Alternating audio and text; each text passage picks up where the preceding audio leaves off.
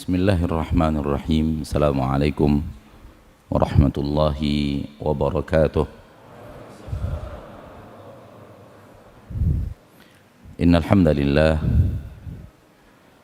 nahmaduhu wa nasta'inuhu wa nastaghfiruh wa na'udzu billahi min shururi anfusina wa min sayyiati a'malina. Man yahdihillahu fala mudilla lahu ومن يضلل فلا هادي له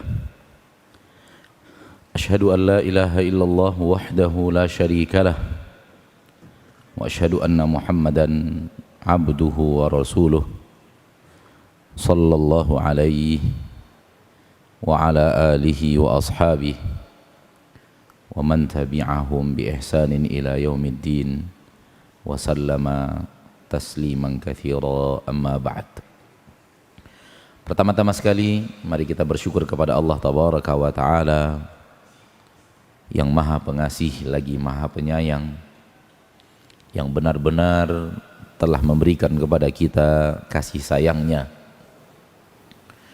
dengan beraneka ragam bentuk kasih sayang yang tiada tara dan tiada terhingga. Selalu Allah Tabaraka wa Ta'ala berikan kepada kita. Di antara bentuk kasih sayang Allah adalah Allah Tabaraka wa Ta'ala mencurahkan kepada kita aneka ragam rahmat dan nikmat setiap hari dan setiap saat.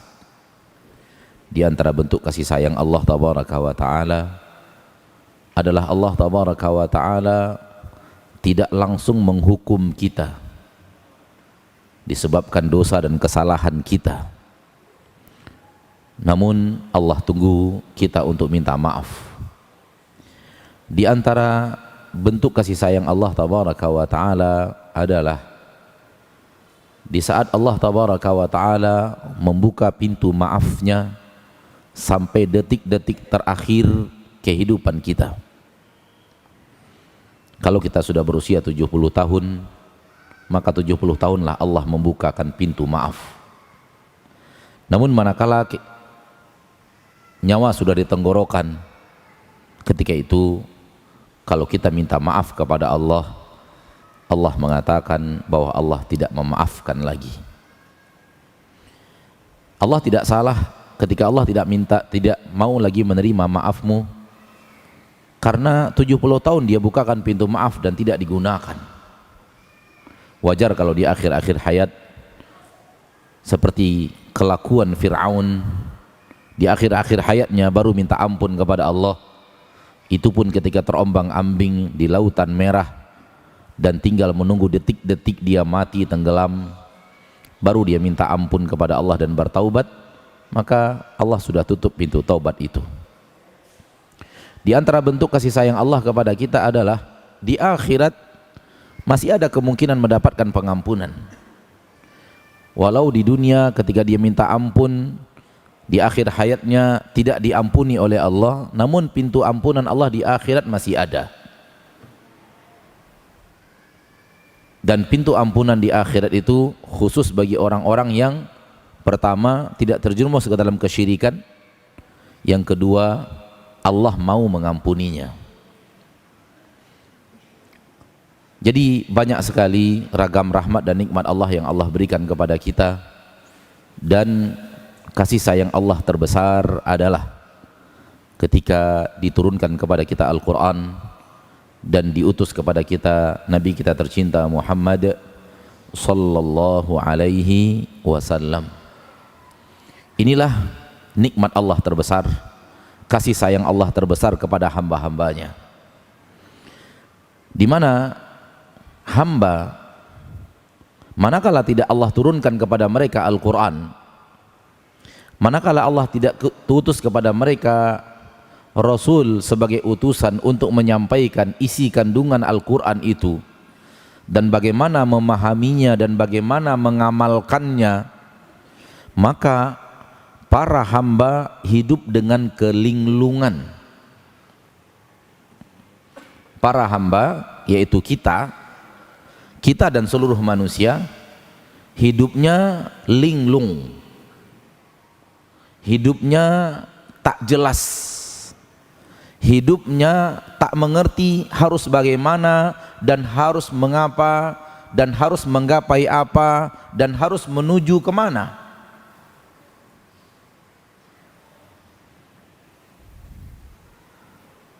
Inilah nasib manusia ketika Al-Quran belum diturunkan Allah dan Rasul sallallahu alaihi wasallam belum lagi menjadi nabi dan rasul Allah.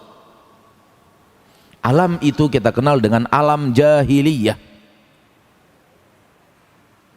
di mana tidak ada nabi di permukaan bumi, karena Nabi Isa alaihi salam sebagai nabi dan rasul yang terakhir sudah wafat lebih daripada 500 tahun, sehingga alam benar-benar masuk ke dalam alam kejahilan. Kejahilan bukan berarti tidak moderat. Moderat. Kejahilan bukan berarti tidak megah. Megah. Persia dan Romawi memiliki gedung-gedung tinggi. Mereka memiliki kerajaan-kerajaan yang sangat besar, memiliki singgasana-singgasana emas.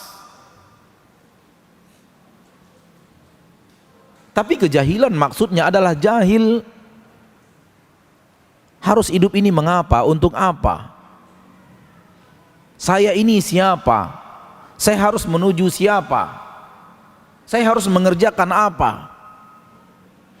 Ini yang saya maksud kelinglungan.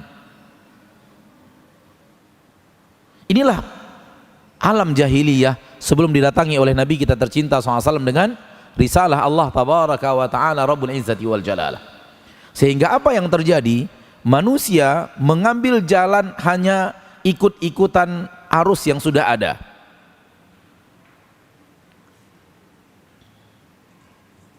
Penyembah Nabi ikut arus penyembah Nabi, namanya Romawi. Penyembah api ikut arus penyembah api, namanya Persia. Penyembah batu ikut arus penyembah batu, dan itu ada di sekitar Jazirah Arab. Dan aneka ragam penyembahan-penyembahan lainnya, dan itu semua hanya ikut satu kaedah, yaitu begini kami temukan ayah kami, begini kamu temukan kakek kami, begini kami temukan tetua-tetua kampung kami.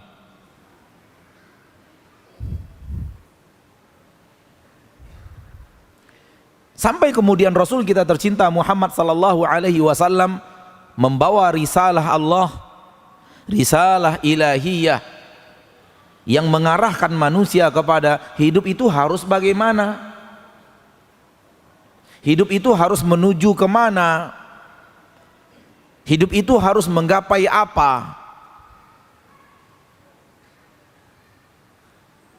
Dan turunlah syariat Allah, syariat yang sempurna, yang tidak ada salah di dalamnya, tidak ada kekurangan di dalamnya, tidak ada cacat sedikit pun di dalamnya. Semua kebaikan disampaikan dan diajarkan, semua keburukan dilarang.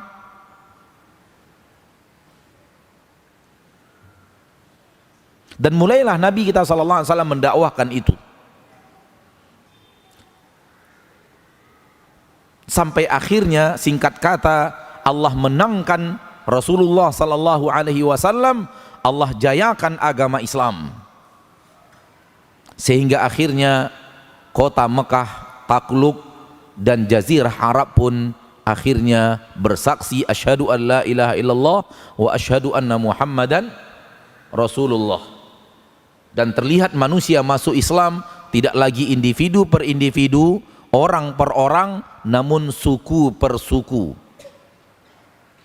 Di Bali ini ada suku-suku, suku ada, kayak di Medan itu ada marga-marga ada. Nah, sekali masuk Islam satu suku, satu suku, satu suku, berapa banyaknya? Inilah makna firman Allah tabaraka wa ta'ala, wa ra'aitan nasa yadkhuluna fi dinillahi afwaja. Engkau melihat manusia masuk agama Allah berbondong-bondong, tidak lagi individu-individu seperti sebelumnya. Dan semua agama Allah sudah diajarkan. Islam begitu kuat terutama di Jazirah Arab. Ketika sudah Allah menangkan itu, maka Rasul Allah tarik kembali. Misi sudah komplit, misi sudah selesai, maka utusan ditarik kembali oleh yang mengutusnya. Rasul pun akhirnya pada saat ketika itu sudah terjadi, diwafatkan Allah subhanahu wa ta'ala. Dan kejayaan Islam itu dilanjutkan oleh murid-murid Rasul sallallahu alaihi wasallam, yaitu para sahabat ridwanullahi alaihim ajmain. Dimulai dari Abu Bakar memimpin 3 tahun lamanya dan berhasil menuntaskan tugas berat, mengembalikan kembali umat Islam ke haribaan Islam pasca wafat Rasulullah SAW, dan mulai mereka ragu apakah berlanjut di atas agama Islam karena Rasulnya sudah tidak ada. Namun dengan izin Allah kembali Abu Bakar berjaya dengan kejayaan yang luar biasa, dengan aksi yang demikian hebat bersama para sahabat tentunya, dengan panglima terkuat dalam agama Islam dan bahkan sejarah dunia bernama Khalid bin Walid, mengembalikan umat Islam dengan izin Allah kembali kepada syariat Rasulullah sallallahu alaihi wasallam, sehingga orang-orang murtad kembali masuk ke dalam agama Islam. 3 tahun lamanya dipimpin Abu Bakar. Abu Bakar pun wafat karena penyakit yang beliau derita. Dilanjutkan berikutnya oleh seorang khalifah terhebat di permukaan bumi, teradil di permukaan bumi, terkuat dan tertegas di permukaan bumi, bernama Umar bin Khattab radhiyallahu an. Di tangan Umar bin Khattab ketika memimpin, 2 superpower dunia tumbang. Romawi yang tadi kita sebut, penyembah-penyembah Nabi, tumbang. Persia yang tadi kita sebut, penyembah-penyembah api pun tumbang. Sehingga dunia di dalam genggaman umat Islam, kalau boleh dikatakan begitu.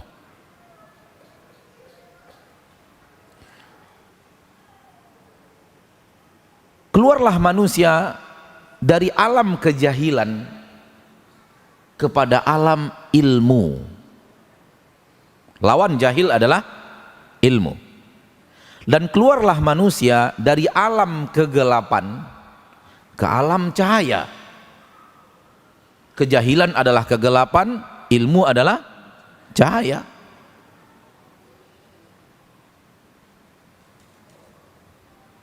Namun cahaya itu bukan cahaya yang sering kita dengar dari moderator, yaitu kadang moderator buat mukaddimah begini: Rasulullah telah berhasil mengeluarkan manusia dari alam kegelapan menuju alam yang terang benderang seperti yang kita rasakan di zaman kita sekarang ini. Pernah dengar? Pernah dengar apa sering? Sering ya? Ini kalimat yang salah.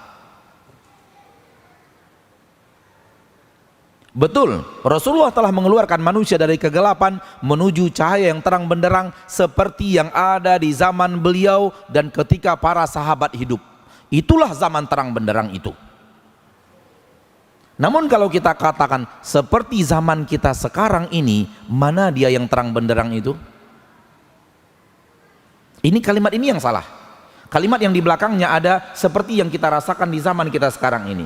Kenapa salah? Nanti kita simak insyaallah ta'ala.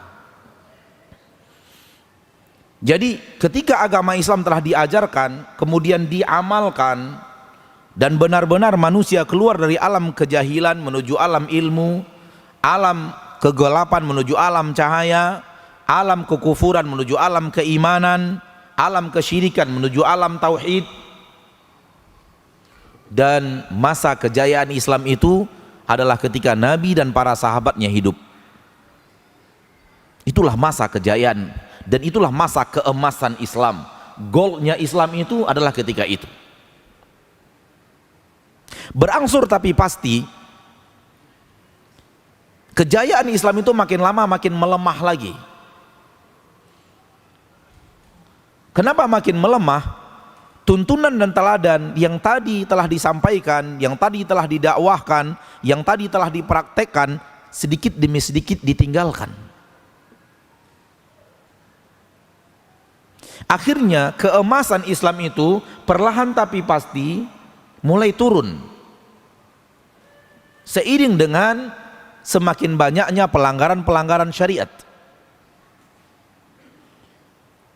Datang generasi berikutnya lakukan maksiat yang belum dilakukan generasi sebelumnya, Islam mulai turun. Generasi berikutnya hal yang sama, generasi berikutnya hal yang sama, terikut oleh bisikan iblis.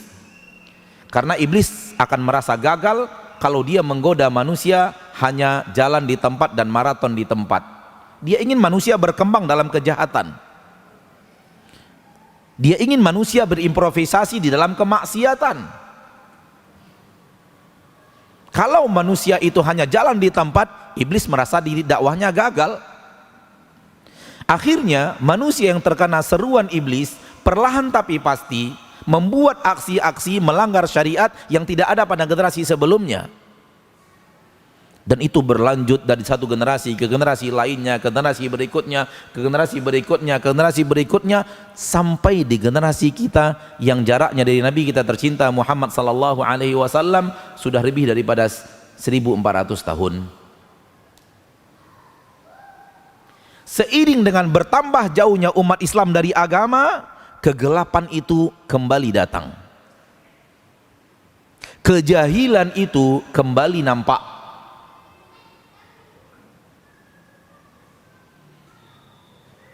Bukan terang benderang maksudnya adalah listrik, bukan. Zaman Rasul zaman yang sangat terang benderang walaupun hanya pakai suluh. Walaupun hanya pakai pelita dengan minyak yang ada di zaman itu. Tak ada teknologi lampu listrik ini, belum ada di zaman beliau, tapi itulah zaman yang terang benderang itu. Adapun zaman sekarang ini bukan zaman yang terang benderang, tapi zaman berangsur tapi pasti masuk lagi ke dalam alam kejahilan. Lihatlah jahilnya manusia sekarang. Tak peduli dia makan harta siapa, tak peduli dia pakai istri siapa, tak peduli dia pakai anak gadis siapa, tak peduli dia makan, dia ambil tanah siapa. Itu dia kejahilan. Tak tahu lagi dia yang mana yang tanah dia, yang mana tanah orang, yang mana uang dia, yang mana uang orang, yang mana uang dia, yang mana yang uang rakyat, uang negara, udah nggak tahu sudah. Itu dia kejahilan, itu dia kegelapan. Tak tahu lagi membedakan mana yang harusnya dia lakukan, mana yang harusnya dia tinggalkan. Sehingga yang harus dia lakukan dia tinggalkan, yang harus dia tinggalkan dia lakukan. Namun kegelapan yang pernah ada sebelum Nabi Muhammad SAW diutus itu benar-benar kegelapan alamiah, alami, semua alam, kegelapan universal. Namun kegelapan di zaman kita sekarang ini bukanlah seperti itu, tetap masih ada cahaya. Karena Allah berkehendak bahwa alam ini takkan lagi selamanya akan terjadi kegelapan seperti itu, kecuali detik-detik terakhir Allah akan menghancurkan bumi beserta isinya dengan mendatangkan hari kiamat. Ketika itu semua penduduk bumi kafir. Tak ada lagi seorang muslim pun yang tinggal di permukaan bumi. Dan kepada merekalah terjadinya hari kiamat. Syirarun nasi man ta'ti alaihi musa'ah, kata Nabi SAW, manusia paling buruk di permukaan bumi, generasi paling bejat di permukaan bumi yang datang kepada mereka hari kiamat. Bapak ibu kaum muslimin dan muslimat, jadi ayat-ayat Allah diturunkan, hadis-hadis Rasulullah SAW disampaikan untuk menuntun langkah kita hidup di dunia ini harus bagaimana. Supaya apa? Supaya kita punya tuntunan, kita punya bimbingan, kita punya acuan, kita punya arah dan tujuan, dan hidup tidak linglung.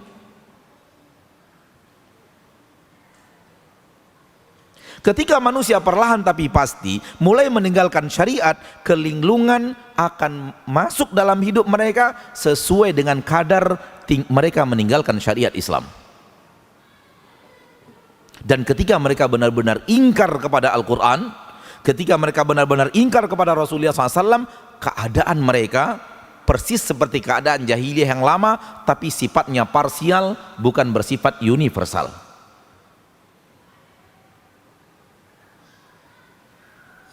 Akhirnya manusia yang mendustaikan Al-Quran, mendustakan Rasulullah SAW, tidak beriman kepada Allah dan Rasulnya, tidak beriman kepada hari akhir, hidup mereka sama dengan hidup kaum jahiliyah sebelum Al-Quran diturunkan. Lihatlah, kembali kepada menjadi penyembah Nabi, kembali menjadi penyembah api, kembali menjadi penyembah matahari, kembali menjadi penyembah monyet, kembali menjadi penyembah tikus. Na'udzubillah, summa na'udzubillah, summa na'udzubillah min dzalik. Saya, ketika teman saya orang India di bangku kuliah mengatakan di negeri kami ada penyembah-penyembah tikus, hampir tidak percaya.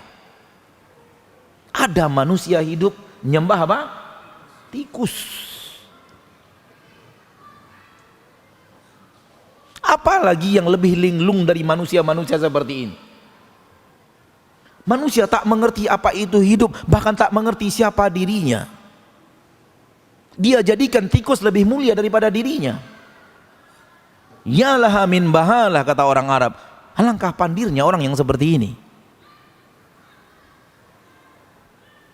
Kalaulah bukan kawan kita ini adalah orang yang kita tahu jujur, penuntut ilmu, rasanya tak percaya adanya penyembah-penyembah tikus.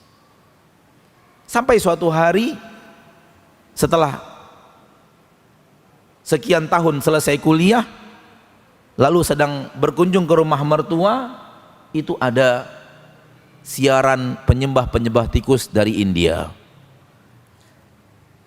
Liputan Discovery Channel, penyembah-penyembah tikus di India. Saya mengatakan ini yang dulu dikatakan oleh teman saya dari India itu.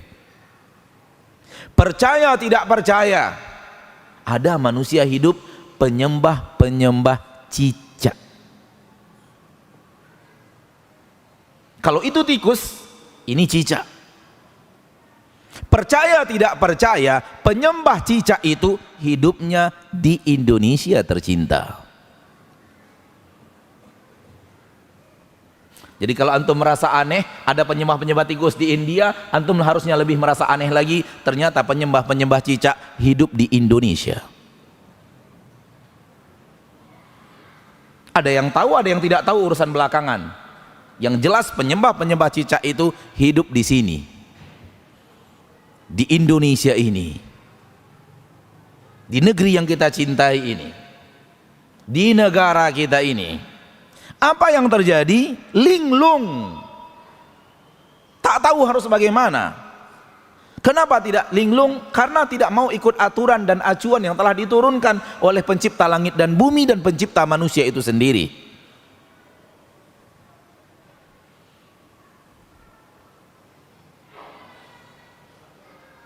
Dan kalau kita ingin membuat list kelompok-kelompok manusia linglung itu terlalu banyak. Saya tidak mau menyebut satu persatu, takut ada yang tersinggung. Ini zaman-zaman baper-baperan ini. Lalu kalau tersinggung sebar di internet, saya tersinggung ceramah Ustadz Fulan. Sudah, lihat aja sendiri. Taulah kita manusia-manusia linglung. Kenapa? Tak mau ikut aturan dari Allah yang menciptakan dirinya. Kalau tadi kita bicara tentang orang-orang yang tidak beriman kepada Allah dan Rasulnya, mari sekarang kita bicara orang-orang yang beriman kepada Allah dan Rasul dan beriman kepada hari akhir. Dia yakin ada Allah pencipta langit dan bumi, dia yakin Rasulullah adalah utusan Allah, dia yakin ada hari akhirat, dia yakin ada surga dan neraka. Namun beserta dengan keyakinannya itu, dia pun meninggalkan banyak hal dalam syariat. Harusnya kan tidak begitu. Idealnya kan tidak seperti itu. Idealnya kalau Anda beriman kepada Allah, patuh kepada Allah dan Rasulnya. patuh kepada perintah Allah, patuh kepada perintah Rasulullah, patuh kepada larangan Allah, patuh kepada larangan Rasulullah. Ini harusnya orang yang beriman kepada Allah dan Rasulnya. Dan kalau beriman dengan adanya surga dan neraka, harusnya benar-benar berjalan di jalan yang akan mengantarkan ke surga, benar-benar menghindar di jalan yang mengantarkan ke neraka. Namun realita kehidupan menunjukkan adanya orang beriman kepada Allah namun tak patuh perintah Allah, tak patuh larangan Allah. Adanya orang beriman kepada Rasulullah SAW namun tak patuh perintah Rasulullah, tak patuh larangan Rasulullah sallallahu alaihi wasallam, Nabi kita tercinta, Rasul kita yang mulia, suri tauladan kita Muhammad bin Abdullah sallallahu alaihi wasallam. Adanya orang beriman, adanya surga dan neraka, namun terlihat harian berjalan di jalan ke neraka. Apa yang terjadi? Linglung juga. Sehingga hidup itu nggak tahu harus ngapain. Tapi sedikit terhiasi oleh iman kepada Allah dan Rasulnya, sedikit terhiasi oleh saya mau ke surga, saya ingin ridho Allah Ta'ala, suri tauladan saya Rasulullah Sallallahu Alaihi Wasallam. Aplikasinya tidak seperti yang dia katakan. Akhirnya apa? Kelinglungan itu pun menghampirinya seiring dengan dia menjauhnya dari syariat Allah, dari syariat Rasulullah Sallallahu Alaihi Wasallam. Akhirnya apa? Dijerat oleh iblis. Memang tidak untuk mengibadati selain Allah, memang untuk tidak menjadi penyembah api, tidak untuk menjadi penyembah matahari, namun dengan cara yang berbeda. Akhirnya hidup hanya untuk mengejar harta. Ini linglung juga. Karena tidak tahu arah tujuan, akhirnya hidup untuk mengejar harta. Allah tidak hidupkan kita untuk mengejar harta. Allah berikan kita harta. Allah jamin Allah beri kita harta. Allah jamin Allah beri kita rezeki. Namun Allah katakan, gunakan harta itu untuk mencari kampung akhirat. Di dalam Al-Quran surah Al-Qasas ayat 77, Allah tabaraka wa ta'ala berfirman, wabtaghi fima ataka Allahu daral akhirata wa la tansa nasibaka minad dunya. Raih dan gapai dengan apa yang Allah berikan kepadamu, raih dan gapai kampung akhirat, dan jangan lupakan nasibmu di dunia. Lihat firman Allah ini, terutama di redaksi pertama, raih dan gapai kampung akhirat. Yang mau dituju kampung akhirat, bukan harta. Yang mau menjadi orientasi kehidupan surga Allah, bukan harta. Pakai apa mengejar surga itu? Pakai apapun yang Allah berikan kepadamu. Cari kampung akhirat dengan apapun yang Allah berikan kepada dirimu. Apa yang Allah berikan kepada kita? Di antaranya harta. Carilah kampung akhirat dengan harta. Apa yang Allah berikan kepada kita? Kesehatan. Carilah kampung akhirat dengan kesehatan. Mata. Carilah kampung akhirat dengan mata. Lisan. Carilah kampung akhirat dengan lisan. Anak. Carilah kampung akhirat dengan anak. Istri, suami, carilah kampung akhirat dengan istri dan suami. Dengan adanya istri dan suami, cari kampung akhirat. Jadi apapun yang Allah berikan kepada kita, gunakan semuanya untuk mengarah kepada satu titik, saya mau ke surga. Saya gunakan apa yang Allah berikan kepadaku ini. Ada tangan, ada kaki, ada mata, ada telinga, ada lisan, ada kesehatan, ada harta, ada tahta, ada Innova. Saya gunakan untuk kampung akhirat. Jadi hidup itu jelas arah tujuannya mau kemana. Cobalah orang-orang yang kerjanya mengumpul harta dan benar-benar hidup untuk mengumpul harta. Saya mengatakan mohon maaf tanpa mengurangi rasa hormat. Ada hal yang aneh pada orang-orang itu. Dikumpul, semakin banyak. Awalnya hartanya hanya 10 digit. Dari 10 digit sudah berubah menjadi berapa ini? jadi 11 digit, 11 digit menjadi 12 digit, 12 digit sudah menjadi 14 digit. Udah banyak hartanya, udah 14 digit angkanya itu. Udah sampai 14 dia tinggal. Dia tinggal nggak? Hah? Lalu untuk apa dikumpul? Dikumpul dan dia tahu pasti setelah banyak dia akan tinggalkan. Hai, untuk apa dikumpul coba? Maka yang benar adalah dicari, setelah dapat ditabung untuk kehidupan akhirat. Itu yang benar. Dicari, dapat ditabungkan untuk kampung akhirat. Dicari, dapat ditabungkan untuk kampung akhirat. Apa boleh kita punya banyak? Nggak masalah, tapi banyakkan juga untuk akhiratnya.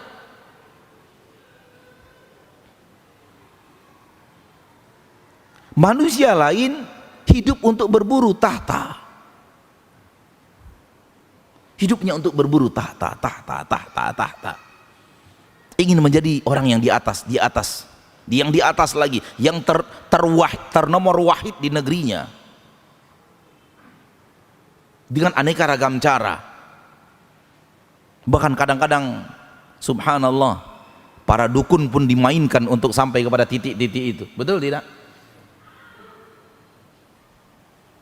Para dukun dimainkan, padahal berdukun nggak boleh dalam agama kita.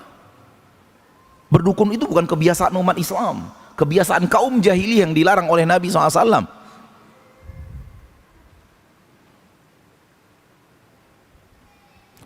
Lalu untuk apa tahta itu? Yang benar, kalau Allah berikan kepada Anda tahta, gunakan tahta itu untuk kampung akhirat. Yang lain hidup untuk mencari nama. Yang penting dia menjadi orang populer. Yang penting orang kenal namanya. Dia korbankan segala-galanya. Dia korbankan auratnya, dia korbankan akhlaknya, bahkan dia korbankan agamanya. Dia berani menyebutkan kata-kata yang luar biasa, membuat hati kita getar ketika ia menyebut kata-kata itu. Namun dengan santainya dia ucapkan itu. Saya nggak apa-apa ke neraka. Banyak artis di neraka. La haula wala quwata illa billahil aliyil azim. Nanti saya buat acara wedding di sana, acara party di neraka bersama artis-artis dunia itu. Ya akhi, kamu ini siapa? Masih mengaku beriman kepada Allah dan Rasulnya dengan kata-kata seperti ini?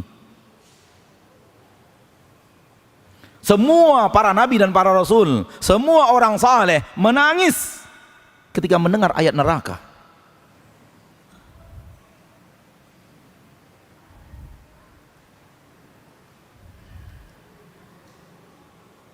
Suatu hari Nabi Muhammad SAW melihat malaikat Israfil, lalu kemudian melihat lagi malaikat Israfil, lalu melihat lagi malaikat Israfil, lalu melihat lagi malaikat Israfil. Dan setiap kali melihat malaikat Israfil, ada satu yang aneh pada malaikat Israfil, yaitu Israfil itu nggak pernah tersenyum. Beda dengan malaikat Jibril dan malaikat Mikail. Lalu Nabi SAW bertanya kepada malaikat Jibril, ya Jibril, ma balu Ismail, ma balu Mikail la yabtasim. Kenapa malaikat Mikail aku tidak pernah menemukan dia tersenyum?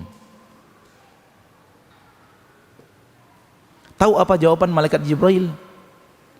Malaikat Israfil itu tidak pernah tersenyum semenjak Allah menciptakan neraka.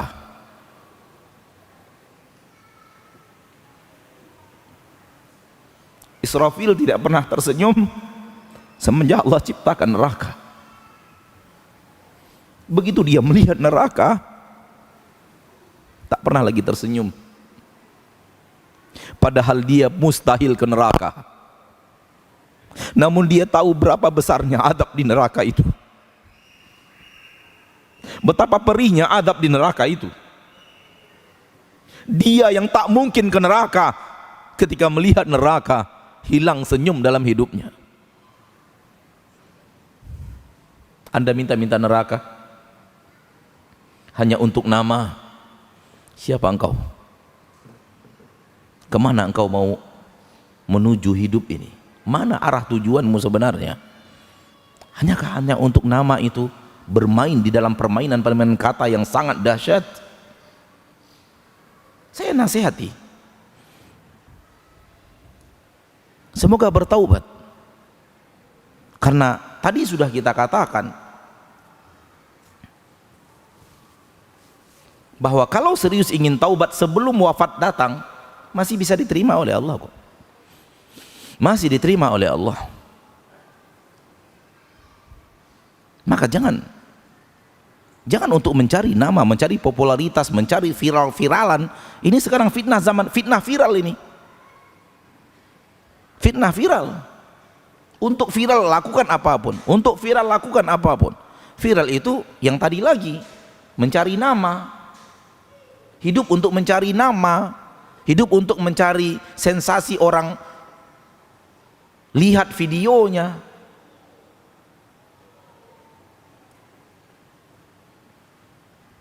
Dan kalau dikaji secara syariat, kalimat ini sudah kalimat kufur. Kalimat yang dikeluarkan oleh para munafik ketika Rasul hidup jauh di bawah ini. Dan turun ayat Allah tabaraka wa ta'ala. Allah tabaraka wa ta'ala berfirman, la ta'tadhiru qad kafartum ba'da imanikum. Abillahi wa ayati wa rasulihi kuntum tastahzi'un.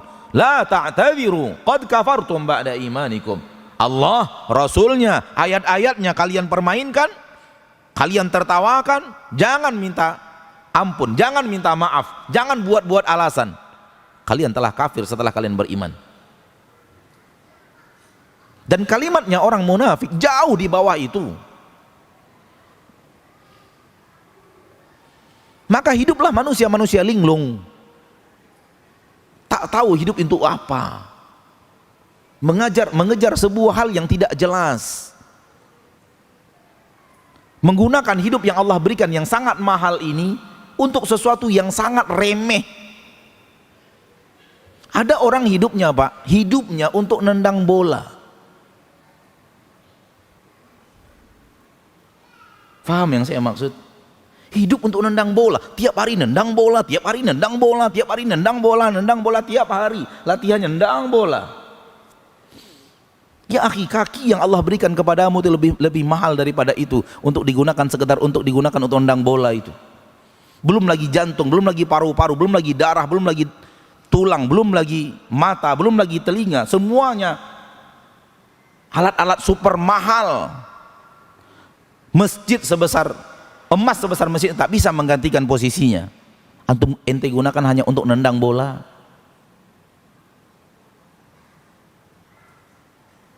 Namun sayangnya kita suka ngelihat dia nendang bola itu.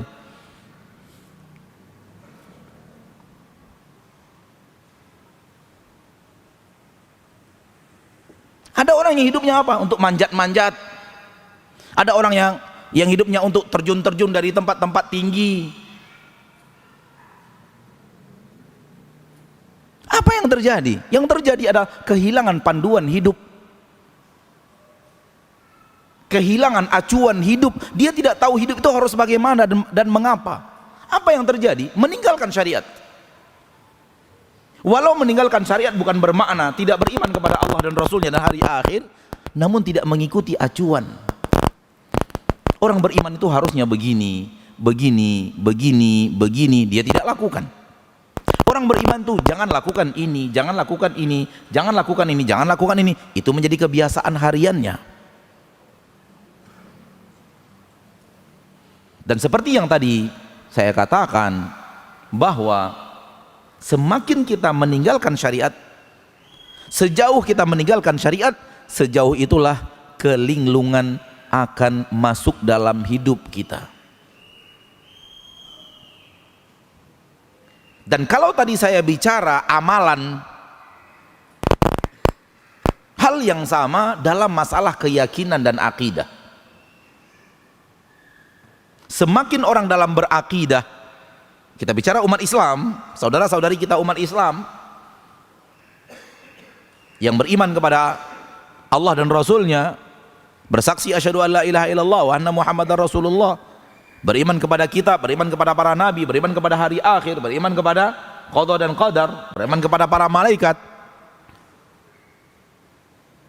Namun seperti yang kita ketahui, menjauh dari syariat. Menjauh dari syariat. Diperintahkan, tak dia kerjakan, dilarang menjadi kebiasaan harian. Semakin dia menjauh dari syariat, semakin dia linglung. Termasuk juga dalam akidah dan keyakinan. Di dalam berakidah ada acuannya, ada panduannya. Begini akidah yang benar, begini keyakinan yang benar. Umat Islam dalam bab akidah mulai jauh tuh, jauh. Semakin jauh semakin linglung.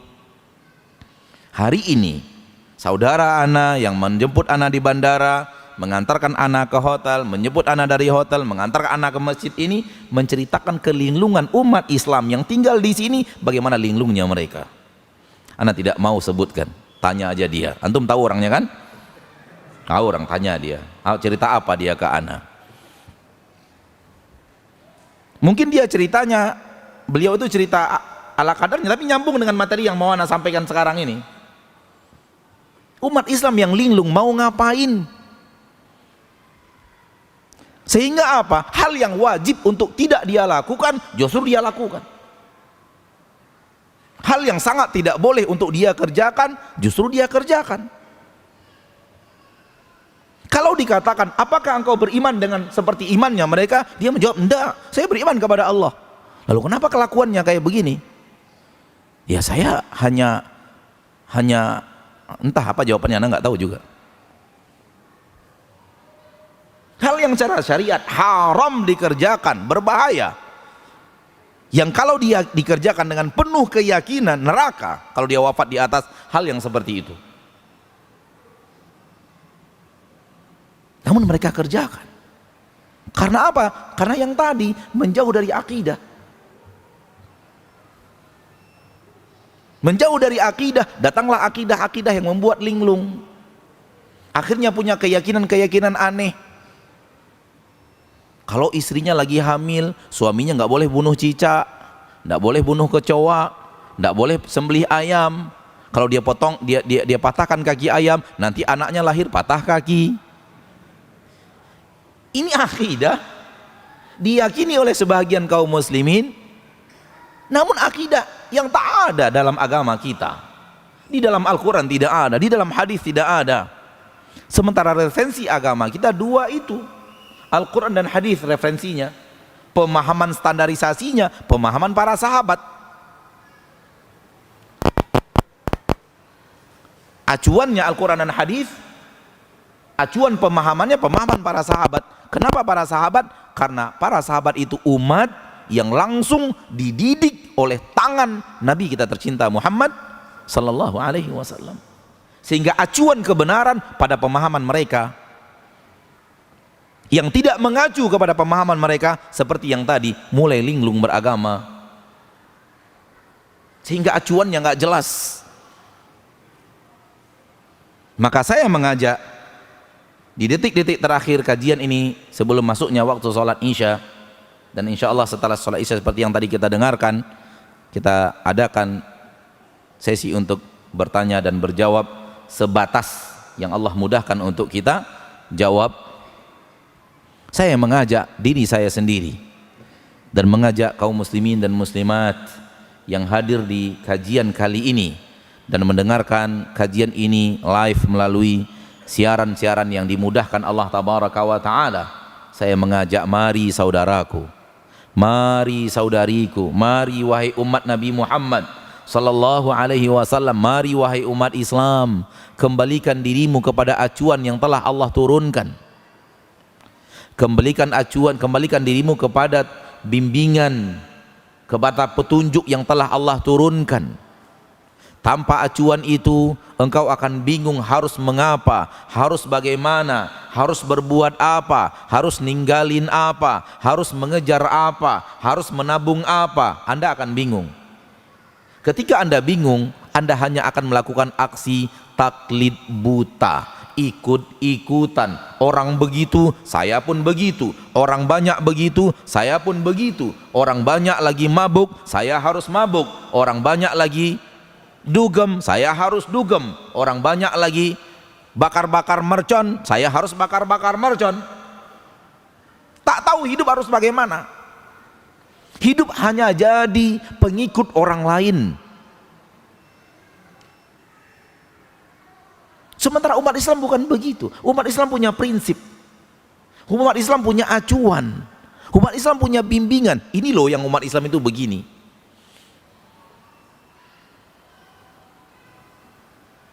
Dengan masuknya waktu sholat Isya, kita akhiri materi sampai di sini. Dan insya Allah setelah sholat Isya berjamaah nanti, kalau Allah mudahkan, kita menjawab beberapa pertanyaan secara materi. Demikian dulu. Wassallallahu wasallam wa baraka wa an'am ala abdihi wa rasulihi Muhammad walhamdulillahi rabbil alamin. Salam. Uraian Ustaz malam ini sangat enak. Mudah-mudahan kita semua bisa untuk mengalami.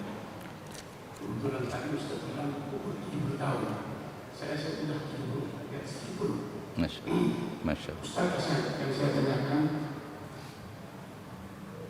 tadi Ustaz bilang kalau masih perempuan sudah Allah tidak mengampuni dosa-dosa kita. Yang sebenarnya sekarang begini Ustaz, bagaimana oknum-oknum penguasa yang maling-maling uang negara ini? Uang negara itu uang rakyat Indonesia. Apa ini masih diampuni Allah? Saya sendiri kalau ada uang saya di sini, saya tidak di sini. Baik. Itu yang saya tanyakan Ustaz. Baik. Assalamualaikum warahmatullahi wabarakatuh. Waalaikumsalam. Hah? Ya, dijawab dulu. Baik, dijawab dulu. Apa yang Bapak tanyakan tadi, barakallahu fiikum, adalah bahagian daripada ketidaktahuan hidup harus mengapa. Akhirnya terikut arus kebiasaan. Ketika arus kebiasaan adalah korupsi, Bapak mungkin bicara itu tadi maksudnya.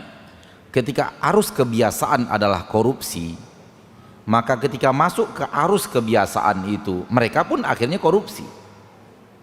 Walau mungkin ketika awal masuk orangnya sebenarnya amanah dan ada niat ingin merubah, karena dilihat dari ketika kampanye itu yang dia kedepankan, ingin merubah, ingin mengatasi korupsi di negeri yang ia cintai ini. Tapi begitu sampai di dalam arusnya begitu besar, dia pun kalah oleh arus yang besar itu dan akhirnya terbawa arus. Maka sebenarnya semuanya sama. Ketika manusia tidak kembali kepada acuan yang telah Allah berikan, yang telah Allah turunkan, akhirnya terikut arus aja sebenarnya.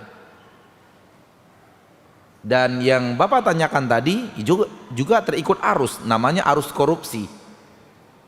Gitu. Kalau pertanyaannya, apakah kalau bertaubat Allah ampuni?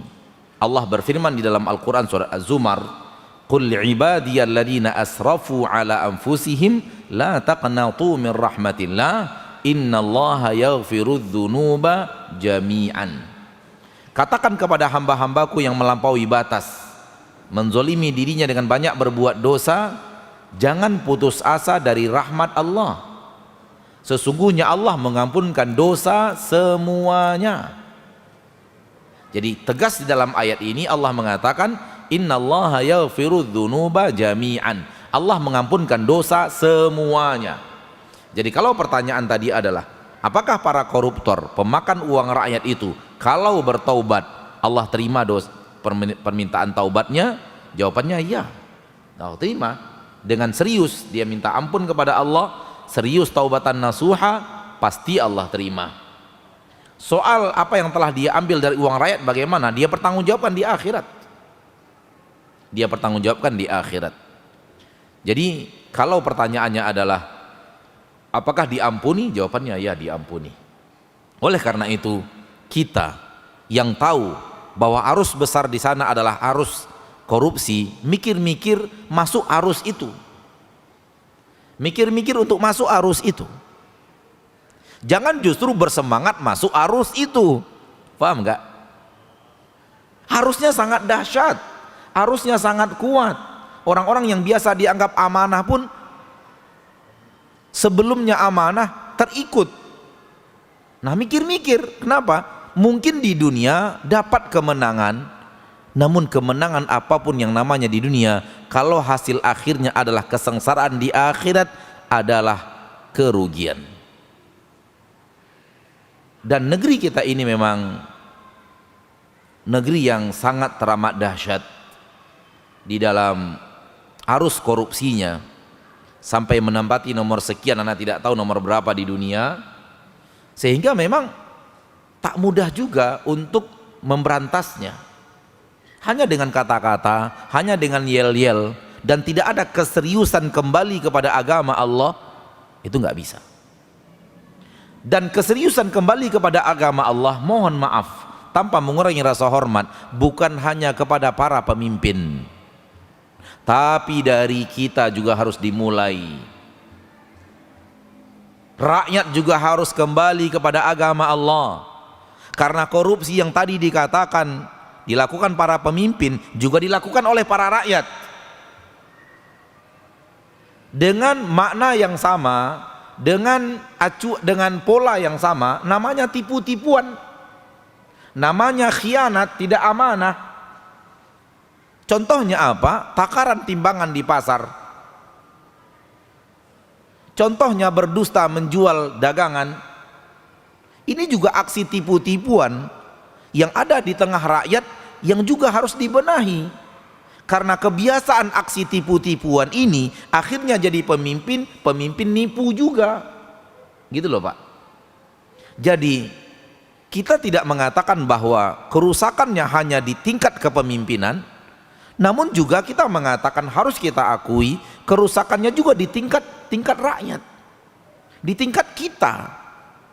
Jadi ketika kita mengajak para pemimpin kita untuk kembali kepada agama Allah, kita juga mengajak diri sendiri, kita mengajak istri dan anak-anak kita untuk kembali kepada agama Allah. Begitu yang benar insyaallah ta'ala. Semoga Allah tabaraka wa ta'ala membimbing semua kita, baik pemimpin ataupun rakyat. Yang salah adalah rakyat hanya nyalahkan pemimpin, pemimpin nyalahkan rakyat juga, akhirnya nggak kelar-kelar Pak. Coba lihat sekarang ini, kalau tidak semuanya berbenah, kalau kita mengatakan pemimpin kita sekarang banyak maling, toh di rakyat juga banyak maling. Saking banyak malingnya, hidup kita di rumah bagaikan di penjara. Paham maksudnya Pak? Kita pasang rumah kita itu jeruji besi, jeruji besi di pintu, jeruji besi di jendela, jeruji besi di... Akhirnya ketika melihat keluar, melihat dari jeruji besi begini Pak. Itu saya alami, saya juga mengalami hal yang sama. Rumah saya juga pakai jeruji loh Pak. Apa namanya, jeruji atau apa sih namanya ini? Teralis lah. Saya sengaja mengatakan jeruji untuk lebih pas. Akhirnya kita hidup di rumah kita bagaikan dalam penjara Pak. Suatu hari saya melihat keluar halaman dari jendela sambil pegang teralis. Loh, kok saya merasa di penjara ya? Kenapa rumah kita semua sekarang pakai teralis? Karena takut maling.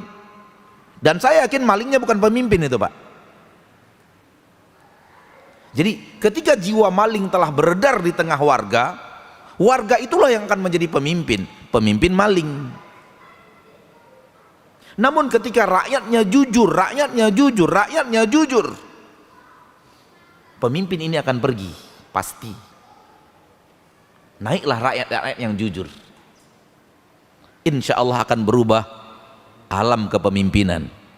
Tapi kalau kita hanya maling teriak maling, rakyat teriak pemimpin maling, dia maling juga sebenarnya, ya nggak selesai urusannya. Oleh karena itu, konsep perubahan di dalam agama kita adalah benahi diri sendiri, benahi keluarga. Itu konsep perubahan. Dan jarang orang-orang peduli dan sangat peduli di poin ini. Konsep perubahan di dalam agama kita, Pak, mohon maaf tanpa mengurangi rasa hormat, adalah pembenahan diri sendiri. Saya benahi diri saya sesuai acuan agama, saya benahi istri saya untuk sesuai acuan agama, saya benahi anak-anak saya yang laki-laki dan wanita agar dia sesuai acuan agama. Ini konsep perubahan yang ada di dalam Al-Quran. Di dalam Al-Quran surat At-Tahrim ayat 6, ya ayyuhalladzina amanu qu anfusakum wa ahlikum nara. Hai orang-orang yang beriman, jaga dirimu, jaga keluargamu dari api neraka. Banyak orang ketika baca ayat ini hanya bicara jaga diri dan keluarga, jaga diri dan keluarga. Sebenarnya ayat ini ayat konsep perubahan, konsep perbaikan bangsa dan negara.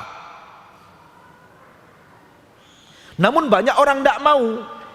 Giliran nuding mau, giliran memperbaiki diri, enggak, saya nggak mau, saya biarkan seperti saya yang sekarang. Enggak bisa. Siapa bangsa ini? Bangsa ini kumpulan warga. Siapa warga? Kumpulan keluarga. Kalau keluarga-keluarga bagus, lahirlah warga-warga yang baik. Kalau warga-warga yang baik, lahirlah bangsa yang hebat. Inilah konsep perubahan bangsa dan negara yang diajarkan oleh Allah di dalam Al-Quran, dan begini Rasulullah SAW mengamalkannya. Ketika Rasul menerima wahyu, Rasul melakukan perbaikan dan mendidik keluarganya untuk melakukan ikut acuan ini. Beriman Abu Bakar mendidik istrinya dan anak-anaknya. Beriman Umar mendidik istri dan anak-anaknya. Beriman Ali bin Abi Thalib mendidik istri dan anak-anaknya. Beriman Hamzah mendidik istri dan anak-anaknya. Beriman Utsman mendidik istri dan anak-anaknya. Apa yang terjadi? Lambat laun wajah Mekah berubah. Para pemabuk mulai hilang. Para penyembah batu mulai hilang. Mulai berkurang maksudnya. Para pezina mulai berkurang, para perampok mulai berkurang, para penzolim orang lemah mulai berkurang. Kenapa? Masing-masing sudah kembali kepada acuan yang benar, yang hilang-hilang tadi. Kemudian dakwah sampai ke kota Madinah, kembali seperti itu terjadi, keluarga per keluarga berbenah diri. Namun jumlah keluarga yang berbenah diri di kota Madinah jauh lebih banyak daripada jumlah yang berbenah diri di kota Mekah. Jumlah keluarga, saya bicara jumlah keluarga per keluarga. Akhirnya keluarga-keluarga yang berbenah diri sesuai dengan acuan itu banyak jumlahnya di kota Madinah. Akhirnya menguasai secara angka mayoritas. Dan Mekah masih seperti itu, susah untuk menembus angka mayoritas. Akhirnya apa? Allah ambil nabinya, Allah pindahkan ke Madinah. Allah ambil orang-orang yang beriman, Allah pindahkan ke Madinah. Dengan pindahnya ke Madinah, berdirilah khilafah Islamiyah. Kalau kita telisik apa yang dilakukan Rasul sallallahu alaihi wasallam, maka kita ambil kesimpulannya adalah qu anfusakum wa ahlikum nara. Jadi ini adalah ayat konsep perubahan bangsa dan negara. Kalau tidak mengacu kepada ayat ini, percayalah dan percayalah, tak akan berhasil. Sudah dibuktikan oleh aneka ragam negeri, sudah dibuktikan oleh beraneka ragam negara di permukaan bumi yang ada hancur berantakan, umat Islam disembelih.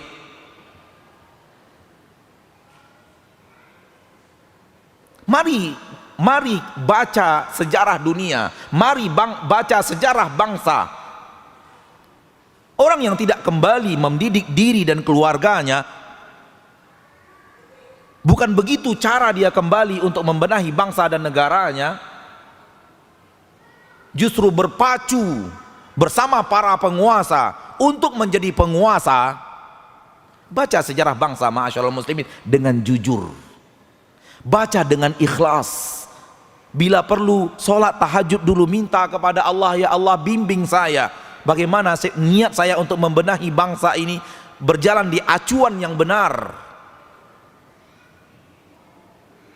Lalu lihat bangsa-bangsa yang ada.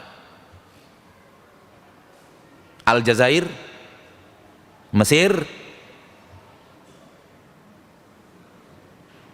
dan yang lainnya. Bahkan ketika umat Islam sedikit lagi menggenggam kekuasaan, seperti yang terjadi di Afghanistan, akhirnya kekuasaan hilang juga, Pak. Kenapa? Yang tadi acuannya tidak terlalu jelas.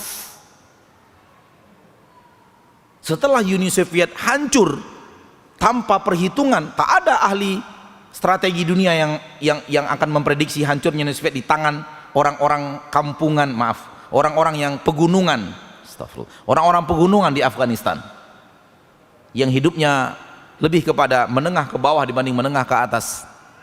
Tapi Allah berkehendak, Allah maha menolong siapapun yang ingin ia tolong, Allah menghancurkan siapapun yang ingin ia hancurkan. Sebagaimana siapa yang memprediksi bahwa Belanda kalah di Indonesia?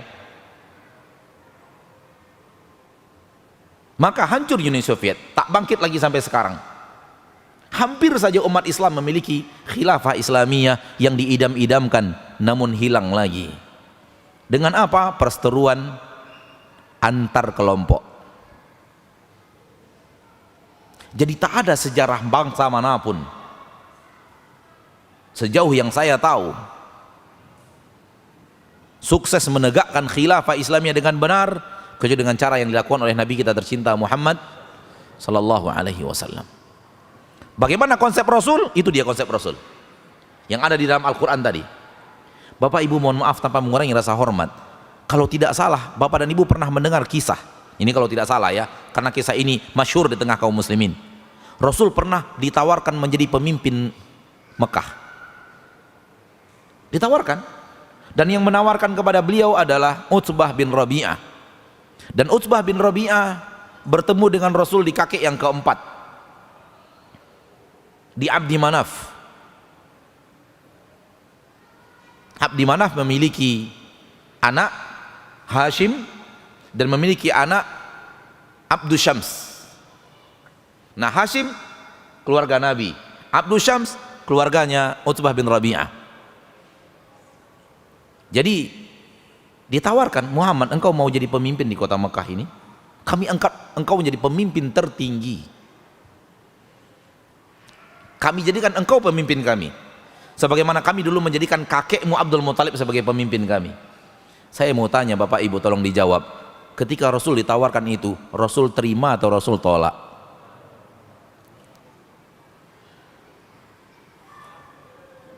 Coba ulang baik-baik, saya mau dengar keras-keras. Dalam kisah itu Rasul terima atau Rasul tolak? Ada apa sekarang kita ngejar-ngejar?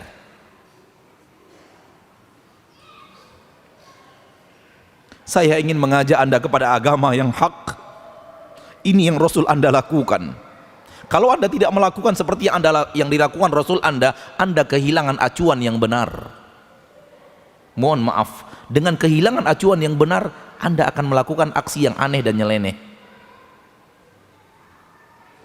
Apakah mungkin agama Allah ditegakkan di satu sisi yang Rasul telah mencampakkannya?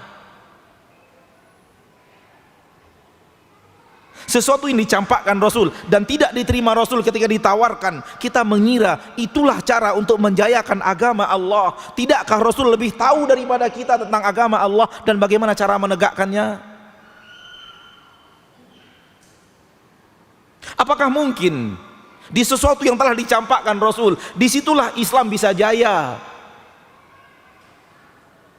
Ini acuan dari Rasul kita tercinta Muhammad sallallahu alaihi wasallam. Dan saya berani mengatakan ini karena saya yakin dan percaya inilah acuan Rasul. Dengan ilmu yang saya pelajari, ilmu yang saya tuntut, dengan para ulama yang saya pernah duduk di majelisnya, saya mendapatkan acuan ini. Dan saya mengajak saudaraku, saudariku, kaum muslimin dan muslimat, mari sama-sama kita kembali kepada acuan yang telah Allah turunkan, yang diamalkan oleh Nabi kita tercinta Muhammad sallallahu alaihi wasallam, demi Allah saya sampaikan ini kepada antum karena ana cinta kepada antum. Demi Allah karena saya cinta kepada antum semuanya. Bukti kita cinta, kita berikan kepada saudara kita apa yang kita tahu daripada kebenaran. Walaupun kita tahu mungkin saudara kita itu beda pemahamannya sama kita, namun kita tahu yang kita yakini berada di atas acuan yang benar. Bukti kasih sayang adalah kepedulian kepada saudaranya.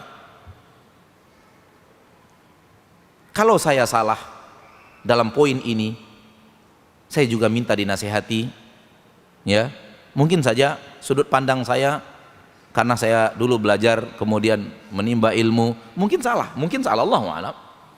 Saya yakin inilah yang benar, makanya saya sampaikan. Bukankah wajib bagi seorang muslim kalau ditanya dia harus menjawab ilmu yang dia ketahui? Kalau dia simpan-simpan diancam dengan neraka oleh Allah. Man su'ila an ilmin fakatamahu uljimahu yaumal qiyamati bilijamin min nar. Hadis sahih Imam Muslim. Barang siapa ditanya tentang sebuah ilmu lalu dia simpan-simpan, tidak mau dia kemukakan, maka diancam dengan cara dibelenggu dengan belenggu dari neraka di hari kiamat, kata Nabi SAW. Maka ketika saya ditanya, saya wajib berbicara ilmu yang saya tahu. Kalau saya simpan-simpan, saya diancam oleh Nabi dengan belenggu dari neraka, dan saya tidak mau ke neraka. Tujuan hidup kita semua ke surga. Maka mari kita mengacu kepada kitabullah, kepada hadis Rasulullah sallallahu alaihi wasallam secara referensi Al-Quran dan hadis. Namun ada standarisasi pemahaman. Dan standarisasi pemahaman adalah standarisasinya para sahabat. Allah berfirman di dalam Al-Quran surat Al-Baqarah, fa in amanu bimithli ma amantum bihi faqad ihtadaw. Sekiranya mereka mau beriman seperti berimannya kalian di sini adalah para sahabat, faqad ihtadaw, sungguh mereka pasti dapat petunjuk. Syarat dapat petunjuk beriman seperti imannya para sahabat. Ini dia standarisasi pemahaman yang ada di dalam Al-Quran. Mau jelas, surah Al-Quran surat Taubah ayat 100. Was-sabiqunal awwaluna minal muhajirin wal ansari walladzina taba'uuhum bi ihsan radhiyallahu anhum wa radu'an wa a'adda lahum jannatin tajri tahtahal anhar khalidina fiha abada. Dzalikal fawzul 'adzim. Orang-orang terdahulu dan lebih awal masuk agama Islam. Siapa? Muhajirin, Ansar, dan orang-orang yang mengikuti mereka dengan baik.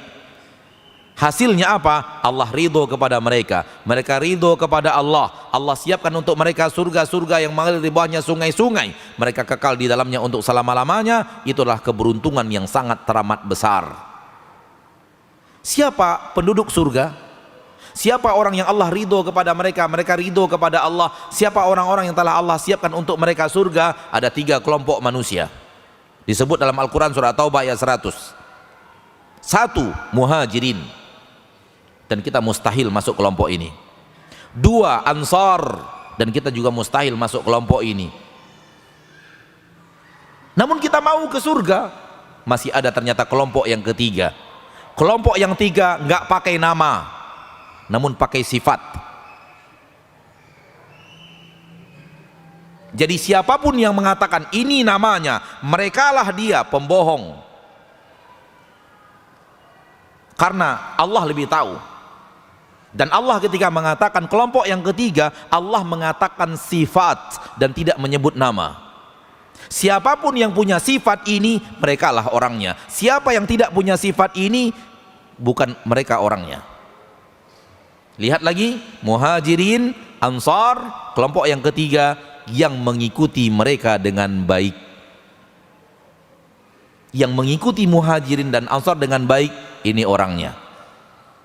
Dan di sini kita bisa masuk. Kita bisa masuk dalam kriteria orang yang Allah ridho kepada mereka, mereka ridho kepada Allah, dan Allah siapkan untuk mereka surga-surga yang mengalir di bawahnya sungai-sungai. Ini kriterianya yang bisa kita ikuti untuk kita bisa masuk kelompok yang ketiga itu. Karena kelompok yang ketiga ini terbuka sampai dunia kiamat. Tapi kriteria, sifat. Ketika memahami sesuatu, lihat bagaimana Muhajirin dan Ansar. Ketika mau mengamalkan sesuatu, lihat bagaimana Muhajirin dan Ansar. ikuti derap langkah mereka. Kenapa? Mereka orang-orang yang sudah dijamin surga, maka kita yang tidak dijamin surga, ikuti derap langkah orang yang telah dijamin surga, insya Allah ke surga. Ini yang bisa saya jawab, mohon maaf panjang lebar, akan tetapi semoga bermanfaat. Dan saya tidak mengatakan saya yang paling benar dalam masalah ini, saya yang terhebat dalam, tidak sama sekali. Saya membuka pintu nasihat untuk diri saya 24 jam dalam satu hari. Selagi ada waktu silahkan datang nasihati, Ustadz saya salah, ya antum salah, anak tidak setuju dengan pendapat antum, kita take and give. Silahkan, saya beri, Anda beri, saya menerima, Anda terima. Kita lihat Al-Quran masing-masing, hujah masing-masing, lihat hadis masing-masing. Semoga saya salah, saya ikut Anda. Semoga saya salah. Seperti kata Imam Syafi'i. Imam Syafi'i mengatakan apa? Aku tidak pernah diskusi dengan seseorang, melainkan hatiku ingin aku yang salah. Itu Imam Syafi'i. Supaya apa? Kalau saya yang salah, saya ikut kebenaran, saya salah. Imam Syafi'i tak pernah diskusi ingin menang, tapi ingin salah malah, tapi menang terus. Kenapa? Acuannya jelas. Imam Syafi'i ahli Al-Quran, ahli hadis, ahli. Nah, Imam bahasan lain. Nah, bahasan lain. Nah, ke ibu-ibu, baik. Bagaimana sikap seorang istri? Apa yang harus dia lakukan biar diridhoi Allah ketika menghadapi egoisnya dan sikap kasar seorang suami, ketika mengalami perdebatan, perbedaan pemahaman. Terkadang saya pun melawan dan juga ikut-ikutan berkata-kata kasar alias tidak mau kalah. Bagaimana Ustadz? Jazakumullahu khairan.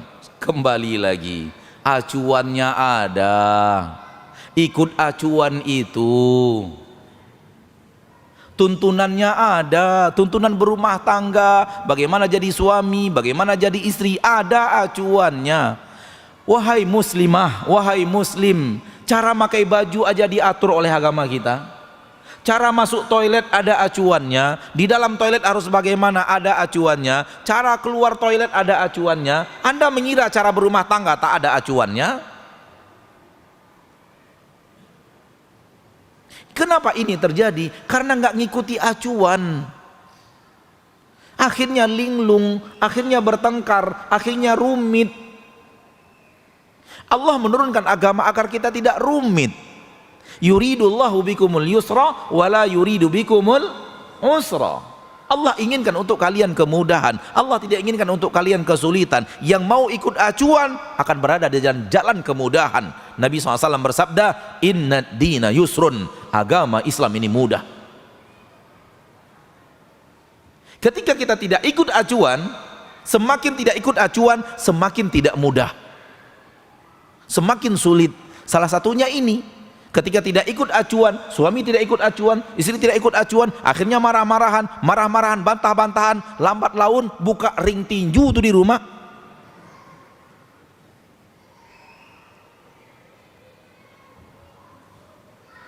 Kalau tidak berhenti mengikuti keinginan hati dan syahwat diri, inilah hasilnya. Hilangkan syahwat diri, hilangkan keinginan hati, arahkan kepada agama Allah yang sudah diatur dengan jelas. Kalau bertanya mana acuannya Ustadz, saya mengatakan ribuan lembar para ulama bicara tentang rumah tangga yang benar seperti apa.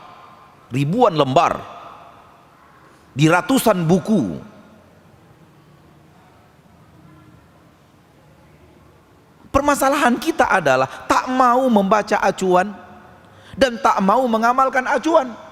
Kalau mau membaca dan mau mengamalkannya, aman, nyaman, tenang, tentram, adem, ayem. Kalau tadi kita bicara contoh-contoh yang tadi kita katakan sebelum sholat isya, ini contoh nyata setelah sholat isya. kita linglung, istri harus bagaimana?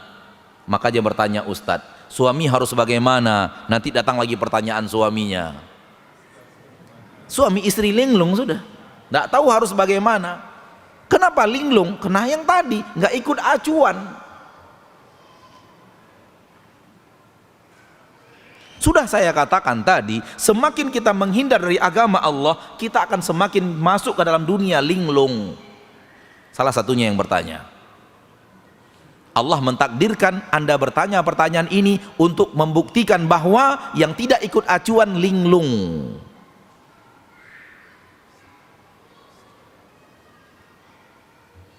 Ketika Rasul mengamalkan agama Islam, acuan berumah tangga, Rasul menjadi suami yang sesuai acuan, istri beliau menjadi istri yang sesuai acuan, aman, damai, 9 orang berdekatan.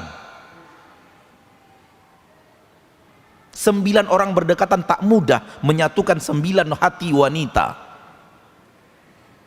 Namun ketika mau ikut acuan, mau diatur oleh Allah, mau diatur oleh sunnah Rasulullah SAW, aman, nyaman.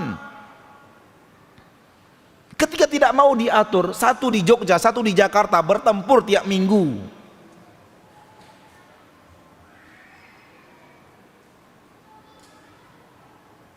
Subhanallah, agama kita telah mengatur segala-galanya. Sehingga apa kata Anas bin Malik, aku 10 tahun hidup di rumah tangga Rasul, tak pernah aku temukan Rasul itu marah kepada istri-istri dan anak-anaknya. Allahu Akbar. 10 tahun tidak pernah marah kepada istri, 10 tahun tak pernah marah kepada anak. Siapa ini? Tak akan ada orang seperti ini kecuali orang berjiwa bahagia, berjiwa tenang, tentram, bahagia, damai. Dan kedamaian yang ada di hatinya bisa diajarkan kepada istrinya, bisa diajarkan kepada anak-anak, sehingga anak dan istri pun berhati jiwa damai dan tenang dan tentram. Kata Anas bin Malik, tak pernah Rasul itu marah. 10 tahun. Saya mengatakan itu pun karena Rasul wafat. Makanya Anas bin Malik mengatakan 10 tahun. Sekiranya Rasul kita berumur jauh lebih panjang daripada itu, hal yang sama akan terwujud dan terjadi. Karena Rasul hidup di kota Madinah hanya 10 tahun. Ana mau tanya kepada antum, 10 tahun terakhir berapa kali marahnya? Wah, pada senyum nih, pada nggak bisa ngitung nih. Itulah kita. Kalau tidak bisa menghitung marah 10 tahun terakhir, kurangi standarisasinya yang lebih kecil lagi. 10 bulan terakhir berapa kali marahnya? Masih tak terhitung? Turunkan standarnya. 10 hari terakhir berapa kali marahnya? Masih tak terhitung? 10 jam terakhir berapa kali marahnya? Masih tak terhitung? Anda manusia luar biasa.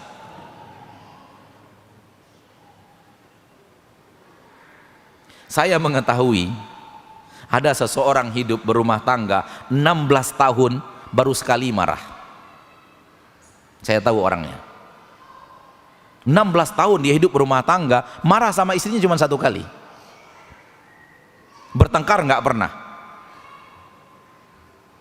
Saya ingin mengatakan bahwa ini bukan mustahil untuk dilakukan.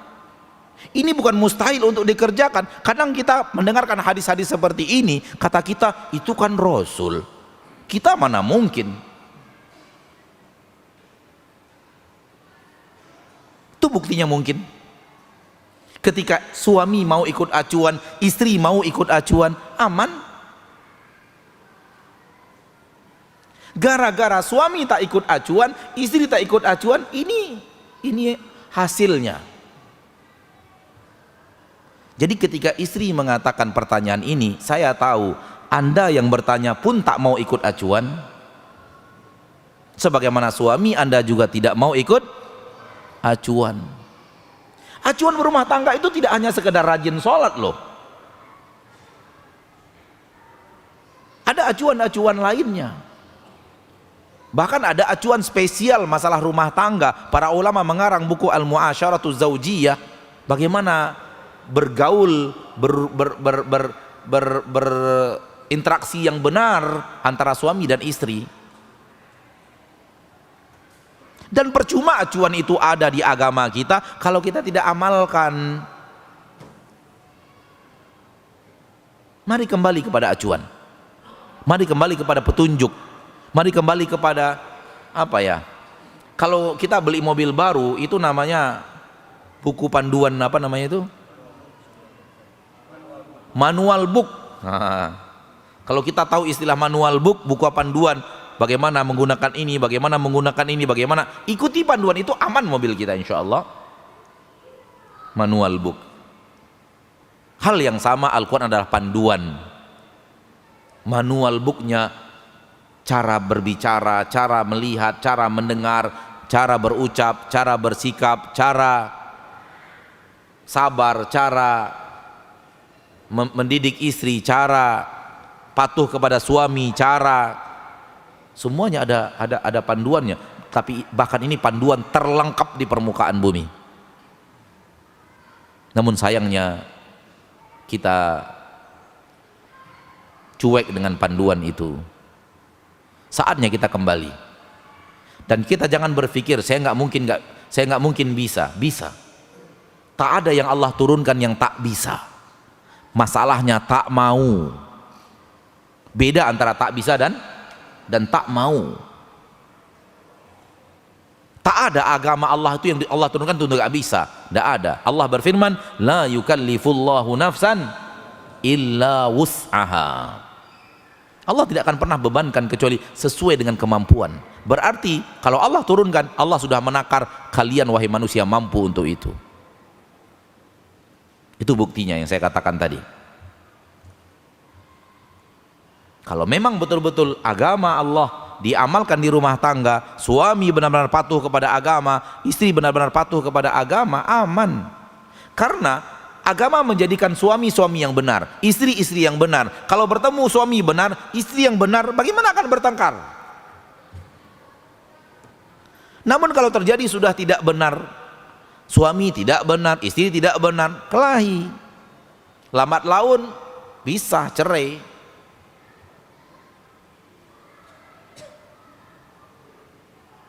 Dan tak bisa saya jawab pertanyaan ibu ini, maksudnya bagaimana saya Ustadz harus ngadap dua-duanya biar tak tatar dua-duanya.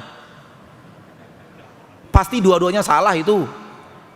Tidak mungkin 100% suami salah, istri benar 100%. Istri salah benar 100%, istri salah 100%, suami benar 100%. Tidak mungkin itu. Tidak zamannya manusia sekarang seperti itu. Pasti suami punya salah, istri punya salah, persentase seimbang, proporsional. Kalau 70% salah suami, 30 salah istri. Kalau 65% salah istri, 35% salah suami. Nggak kemana itu angka 100%, nggak kemana, bagi dua aja. Dan kasus rumah tangga nyelesaikannya nggak gampang. Saya sampai berhari-hari satu keluarga, maksudnya suami istri ngadap sampai berhari-hari, hari ini ngadap, besok ngadap lagi, besok ngadap lagi. Buat surat perjanjian, harus begini, harus begini, harus begini. Kita lihat 2 bulan ke depan, 2 bulan ke depan kalau melanggar 3 kali ngadap lagi, ngadap lagi. Intinya pelanggaran acuan, pelanggaran pedoman. Mau kembali kepada acuan atau mau hidup tak jelas. Ini rumah tangga tak jelas yang seperti ini. Suami marah-marah, istri bantah-bantah, kemudian dibumbui oleh syaitan. Apa kata syaitan? Biasa itu bertengkar di rumah tangga, itu bumbu-bumbu rumah tangga, bumbu-bumbu rumah tangga, pertengkaran. Saya nggak mau rumah tangga sih dibumbui di pertengkaran. Bumbu rumah tangga itu tidak ada pertengkaran, baru bumbu. Enak dia. Masa sih rumah tangga enak kalau banyak pertengkarannya? Makin banyak pertengkaran, makin asik gitu. Makin enak dinikmati rumah tangga kalau banyak pertengkaran gitu. Iblis kadang-kadang masuk dengan kalimat-kalimat yang aneh, yang kalau kita tidak lihat secara ilmu, kita pun hanyut di dalamnya. Betapa seringnya orang mengatakan itu bumbu-bumbu rumah tangga. Biasa itu, bumbu rumah tangga itu pertengkaran. Iblis ingin kita bertengkar terus. Yang benar Rasulullah, tak ada pertengkarannya.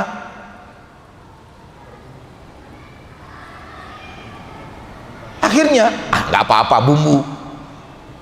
Akhirnya bumbu terjadi sekali sebulan. Kayaknya kurang nih bumbunya, tambah bumbu baru. Biar enak gitu.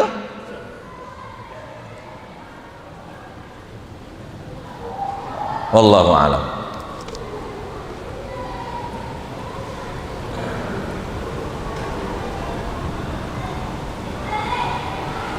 Ini menganiaya saya dengan tulisan kecil-kecil berwarna lagi.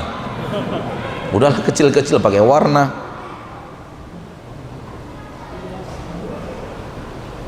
Bagaimana cara mengingatkan suami untuk kembali menjalankan sholat 5 waktu tanpa melukai harga dirinya? Nggak bisa. Nggak bisa.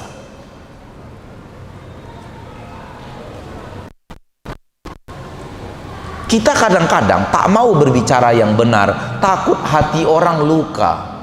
Biarlah hati dia luka untuk sembuh. Sebagaimana dokter melukai pasiennya untuk menyembuhkan pasien itu.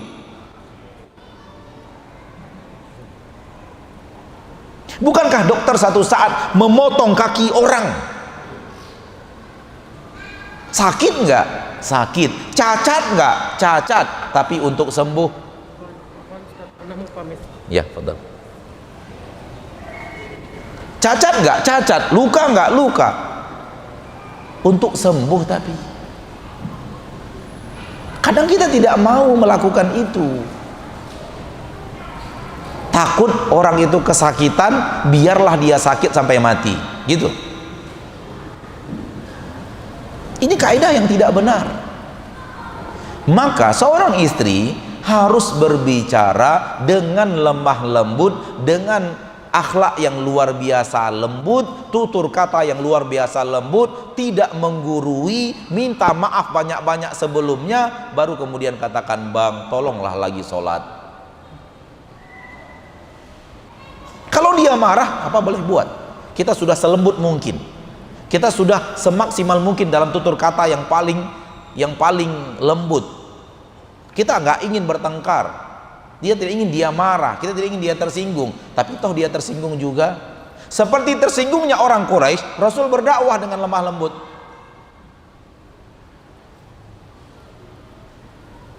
Kalau Rasul tidak mau orang Quraisy tersinggung, nggak berdiri agama Allah ini di permukaan bumi. Itu buktinya Quraisy tersinggung, marah-marah, mencaci maki Rasul, menganiaya Rasul, ingin membunuh Rasul. Karena tersinggung berat, sampai angkat senjata ingin membunuh Nabi Muhammad sallallahu alaihi wasallam. Kata orang sekarang, kalau kita beragama, orang lain sakit hati, kita berdosa. Sekalian aja bilang Rasul berdosa gitu. Karena Rasul berdakwah orang Quraisy sakit hati. Tak bisa begitu.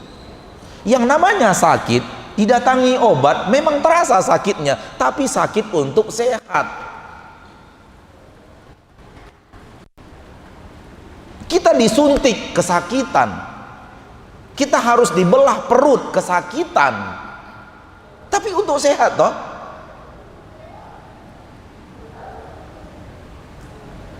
Kamu jangan beragama membuat orang lain membicarakan dirimu. Kalau engkau beragama, orang lain ngomongin dirimu, kamu berdosa. Ya akhi, kaidah dari mana ini? Di mana ayat Al-Quran bicara itu? Di mana hadis Rasulullah SAW ada kaidah yang seperti itu? Bahkan bertabrakan hebat dengan kisah biografi hidup Nabi kita tercinta Muhammad Sallallahu Alaihi Wasallam. Orang Quraisy itu di Darun Nadwah setiap rapat bicarakan Rasul. Dan bagaimana cara menghalangi gerakan Muhammad ini. Saya sengaja menggunakan kalimatnya Quraisy. Tak mungkin dia memanggil Nabi Muhammad dengan Rasul kan? Enggak.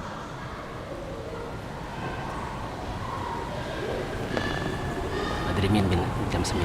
Oke, baik. Ya. Satu pertanyaan terakhir insyaallah taala.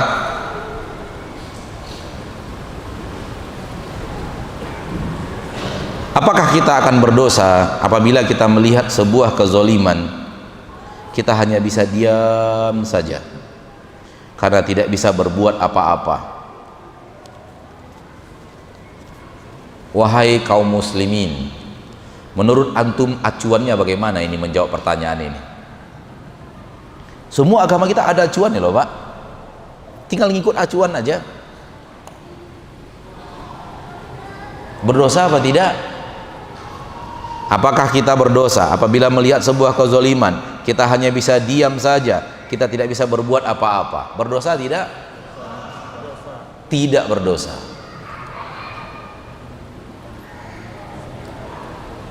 Dengan syarat. Tidak berdosa dengan syarat. Apa syaratnya? Hati kita menolak, tidak setuju, protes, lalu kita tinggalkan orang yang berbuat zalim itu. Tak mau kita berkawan dengannya. Tidak dosa. Kenapa? Yang berbuat dosa orang, bukan kita. Allah berfirman dalam Al-Quran, "Alla taziru waziratun wizra ukhra." Seorang pelaku dosa tak menanggung dosa orang lain yang berbuat dosa. Ini pelaku dosa ini, ada orang lain berbuat dosa. Dosa saya tanggung sendiri, dosa dia tanggung sendiri. Dosa orang tak akan ditransfer ke kita, sebagaimana dosa kita tak akan ditransfer ke orang lain. Berarti dosa tanggungan masing-masing. Kalau orang berbuat dosa, kita kena dosanya gara-gara dia berbuat dosa, alangkah zalimnya agama Allah. Kita tidak berbuat lalu menanggung dosa orang lain.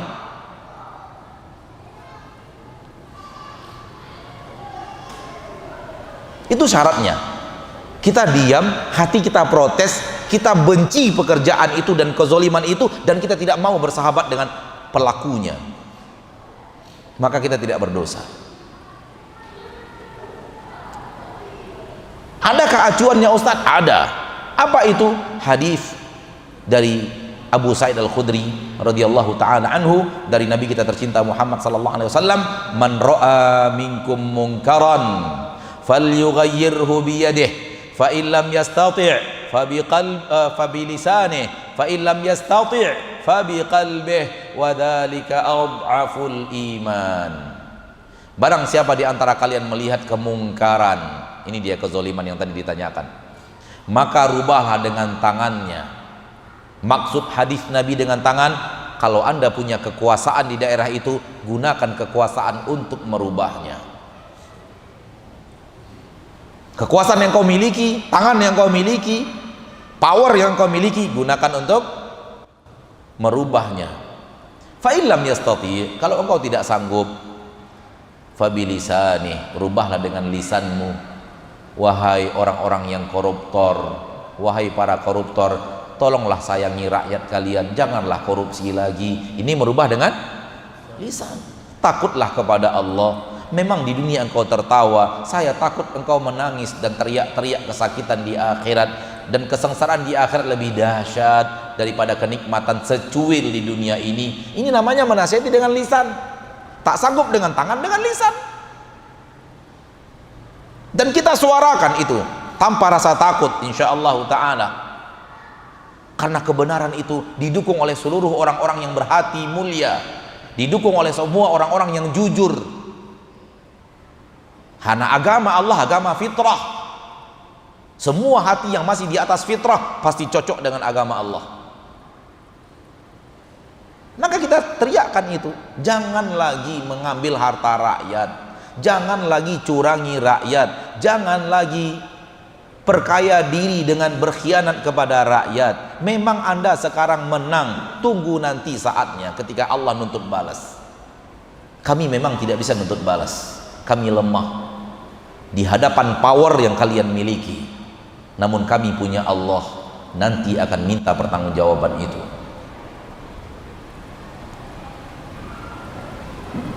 Maka tinggalkanlah aksi mendustai rakyat, aksi menipu rakyat, aksi tinggalkan. Anda disuruh menjadi pemimpin oleh Allah untuk menyayangi rakyat, bukan untuk memperdaya rakyat dan memakan rakyat.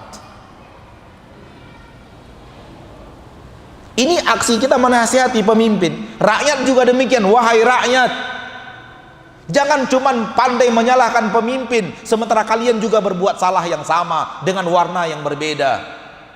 Kalian berdusta, kalian mencurangi timbangan, kalian juga khianat dalam amanah, kalian tidak tepat janji.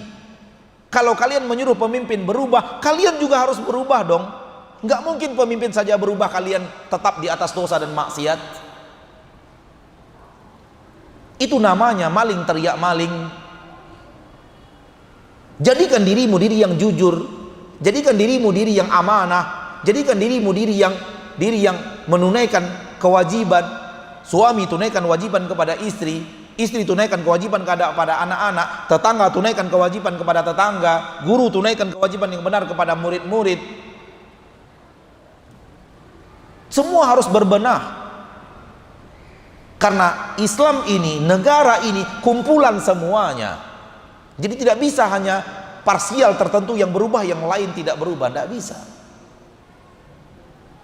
Semua harus berbenah, karena agama Islam untuk semua orang, untuk semua lini kehidupan, laki wanita, pemimpin dan rakyat, orang kota orang desa, semua sama, tua dan muda sama.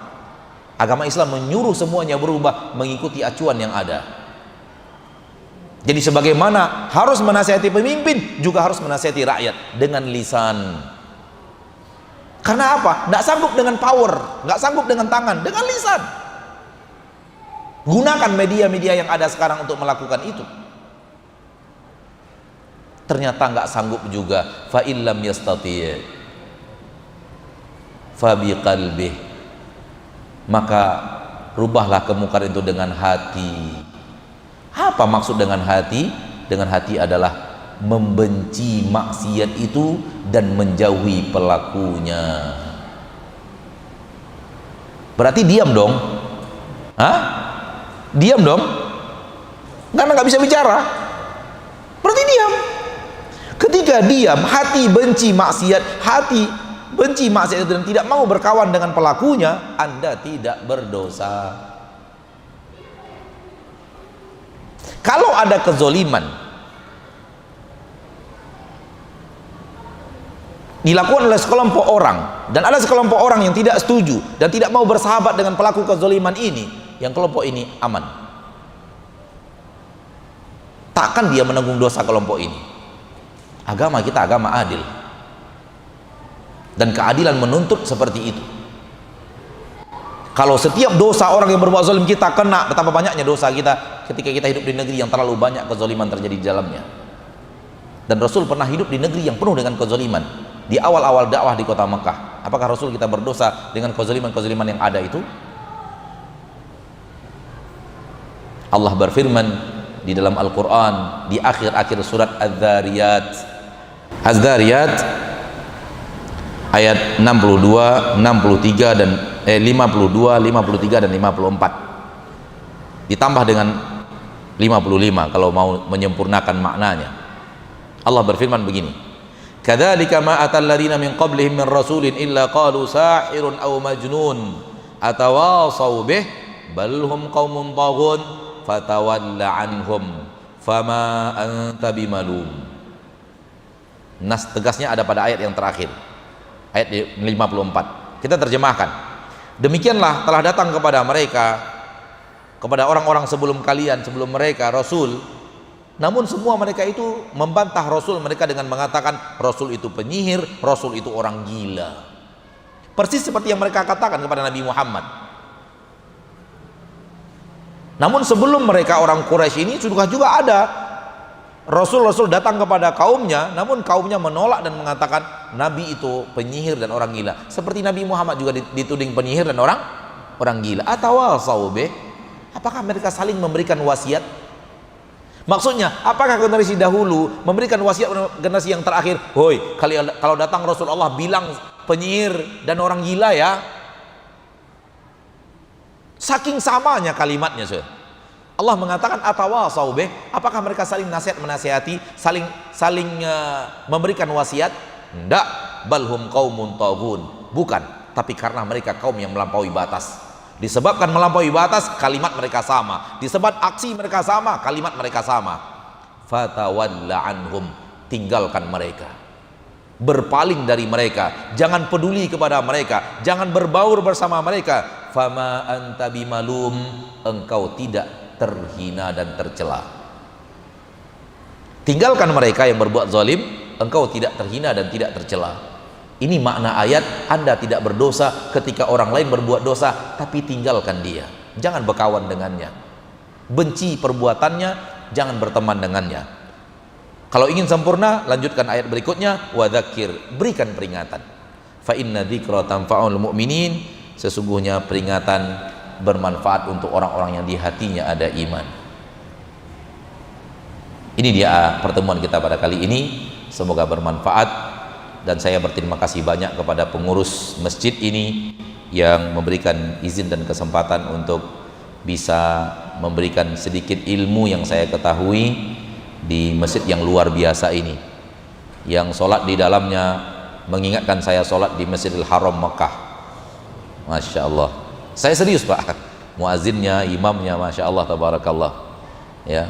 Dan saya kaget bisa bertemu dengan muazin dan imam seperti ini di Bali ya. Kita pernah ke Bali namun tidak tahu dibawa kemana waktu itu. Subhanallah. Dan kemudian mungkin itu tambahan terakhir mungkin ya Bapak sebelah situ, atau memang dibangun dari awal? Memang bangunan dari awal. Kalau bangunan dari awal saya heran kenapa dulunya terpisah. Ya berarti nyambung terakhir dong. Ya, saya melihatnya heran kenapa kok tempat imamnya miring gitu, tidak di tengah. Karena sunnahnya, acuannya, ini kembali acuan lagi, acuannya imam itu di tengah-tengah masjid ya. Sekarang kita agak serong ke kiri posisi imamnya. Dosa tidak dosa, tapi kurang sesuai dengan acuan. Maka saya tadi berpikir, oh mungkin tambahan akhir sehingga tidak mungkin lagi ini digeser ke sana. Tapi kalau seandainya sholat harian bisa mungkin, sholat harian yang tidak terlalu banyak orangnya, imam diusahakan di tengah-tengah, walaupun harus di sini agak kedap, agak menir, sehingga sholat kita benar-benar sesuai dengan acuan yang ada. Kata Nabi SAW, hadis Imam Abu Dawud, wasitul imam, jadikan imam itu kalian itu di tengah. Jadikan imam kalian di mana? Di tengah. Ini di tengah apa di pinggir? Di pinggir, kurang sesuai dengan acuan ya. Mungkin kalau kondisi ramai mungkin akan sulit ya, karena saf ini diisi. Tapi kondisi 5 waktu yang tidak ramai mungkin imam bisa dipindahkan ke sana posisinya ya, sehingga masjid kita benar-benar mengikuti acuan cara saf berbaris yang benar sesuai dengan acuan yang diajarkan oleh Nabi kita tercinta Muhammad sallallahu alaihi wasallam. Terima kasih atas waktu yang diberikan dan kesempatan yang diberikan. Mohon maaf kalau ada kekurangan dan kekhilafan, dan saya memohon kepada Allah diberikan ilmu dan diberikan taufik untuk ke arah sunnah Nabi tercinta di dalam pacuannya dan pengamalannya. Dan saya berdoa juga agar kita semua juga melakukan aksi yang sama. Mari kita sesuaikan acuannya dengan Rasulullah SAW dan kita amalkan sesuai dengan tuntunan dari Rasulullah SAW. Yakinlah bahwa di dalam agama kita ada semuanya, tidak ada yang tidak ada. Allah berfirman, al-yawma akmaltu lakum dinakum, hari ini aku telah sempurnakan untuk kalian agama kalian. Tinggal menggalinya dan bertanya dan minta kepada Allah untuk dapatkan taufik. Kita akan diberikan Allah sesuai dengan permintaan kita itu insyaallah taala, karena Allah berjanji, walladzina jahadu fina lanahdiyannahum subulana wa innallaha la ma'al muttaqin wa innallaha la ma'al muhsinin. Dan akhirul kalam, saya berdoa kepada Allah agar kita semua yang hadir di majelis ini Allah wafatkan di atas husnul khatimah.